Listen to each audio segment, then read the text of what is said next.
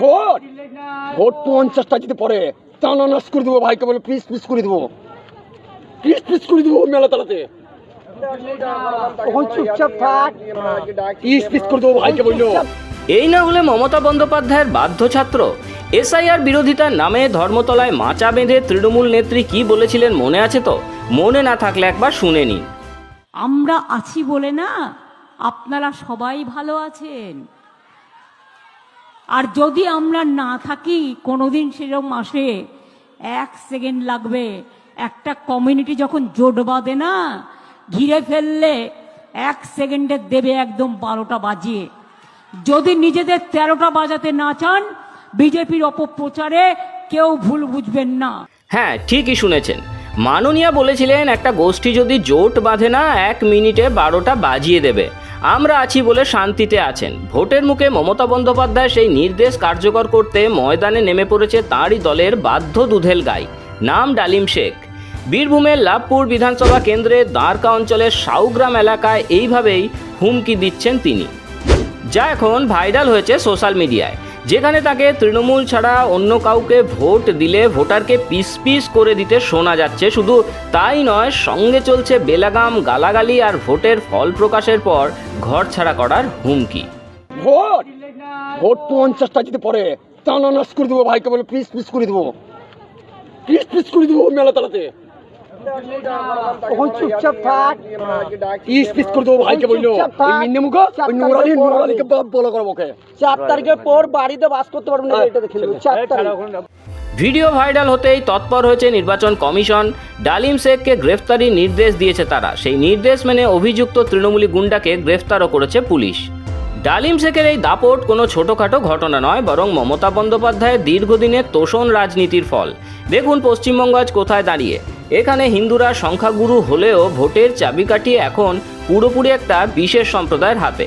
ডালিম শেখের মতো জেহাদিরা জানে তৃণমূলের হাত মাথায় থাকলে পুলিশ তাদের কিছুই করবে না, তাই তারা দিনে দুপুরে মানুষকে পিস পিস করার হুমকি দেওয়ার সাহস পায়। প্লেট বাড়ি করে দেবো বলে দেবো, ভোটের পর যদি তোর কোনো বাপ থাকে আসবে মফিক প্লেট বাড়ি করে দেবো। ওই পাইপ যে প্লেট ফুট আছে এইখানে অপারেশন করে বাড়ি করে দেবো। বলো না আমি ভোট ভোট জটা যাবে, হিসাব থাকবে, আর সেই বাড়ি করে ধরে আনবো, মেলা তারা বেঁধে রাখবো। মাননীয়ার এই অন্ধ তোষণ নীতি আজ বাংলাকে শেষ করে দিচ্ছে। ভোটের জন্য তিনি কি না করেছেন। সীমান্ত দিয়ে অনুপ্রবেশকারীদের ঢুকতে দিয়েছেন, তারপর তাদের ভারতীয় নথি বানিয়ে দিয়েছেন, জেহাদি মানসিকতার মানুষদের মাথায় তুলে রেখেছেন। তারা খুব ভালো করেই জানে তৃণমূল হারলে তাদের পশ্চিমবঙ্গকে পশ্চিম বাংলাদেশ বানানোর স্বপ্ন চিরতরে শেষ হয়ে যাবে। ইমাম ভাতা থেকে দুর্গাপুজোর বিসর্জনে বাধা, প্রতিটি পদক্ষেপে হিন্দুদের অপমান করেছেন মমতা বন্দ্যোপাধ্যায়। এই তৃণমূল এবং মৌলবাদী আঁতাতে আজ বাংলার গণতন্ত্র ধ্বংসের পথে। ডালিম শেখের মতো লোকরা এই ভরসাতেই বুক ফুলিয়ে কথা বলে। আসলে এদের সাহস সরবরাহ করা হয় নবান্ন থেকেই।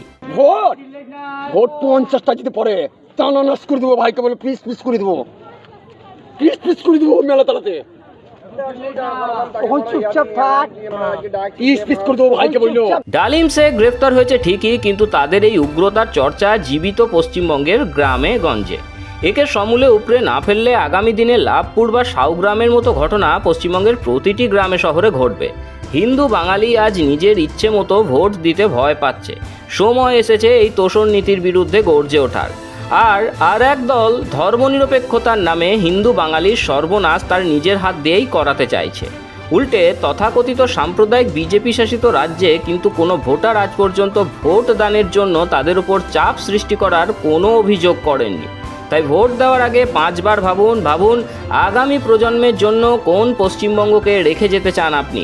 আমাদের বক্তব্য সঠিক মনে হলে ভিডিওটি লাইক ও শেয়ার করে ছড়িয়ে দিন। আমাদের সঙ্গে থাকতে চ্যানেলটি সাবস্ক্রাইব করুন। নির্ভয় ভোট দিন, আর আগামীতে নির্ভয় ভোট দিতে পারেন, সেজন্য ভোট দিন।